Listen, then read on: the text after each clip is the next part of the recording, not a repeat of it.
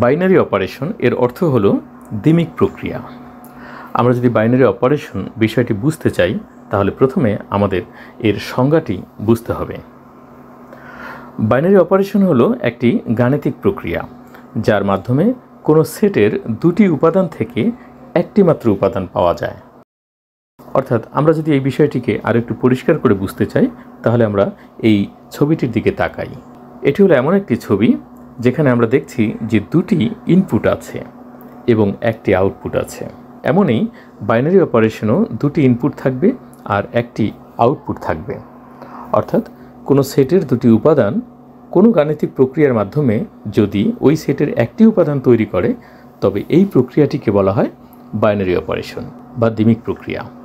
যেমন যোগ একটি বাইনারি অপারেশন। আমরা যদি স্বাভাবিক সংখ্যার একটি সেট নেই এবং এই সেটের দুটি উপাদান যোগ করি তাহলে যে যোগফল পাবো সেই যোগফলও একটি স্বাভাবিক সংখ্যার উপাদান হবে। যেমন 4 এবং 6 দুটি স্বাভাবিক সংখ্যা। আমরা যদি এই দুটি সংখ্যা যোগ করি তাহলে আমরা পাবো 4 + 6 = 10। এই 10 সংখ্যাটিও একটি স্বাভাবিক সংখ্যা।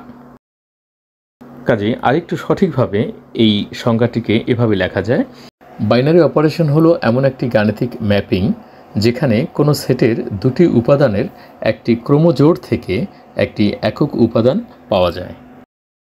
আমরা যদি ম্যাথমেটিক্যালি এই বিষয়টিকে লিখি তাহলে এস একটি সেট হলে এফ একটি বাইনারি অপারেশন হবে যেন এফ সাজ দ্যাট এক্স ক্রমজোড় এক্স ইমপ্লাইজ এস। যেমন বাস্তব সংখ্যার জন্য গুণ একটি বাইনারি অপারেশন, কারণ দুটি সংখ্যার গুণফলও একটি বাস্তব সংখ্যা হবে। ধরা যাক 3 এবং 8 দুটি বাস্তব সংখ্যা। এবার আমরা যদি 3 এবং 8 এই দুটি বাস্তব সংখ্যাকে গুণ করি তাহলে আমরা পাই গুণফল 24। এই 24ও একটি বাস্তব সংখ্যা।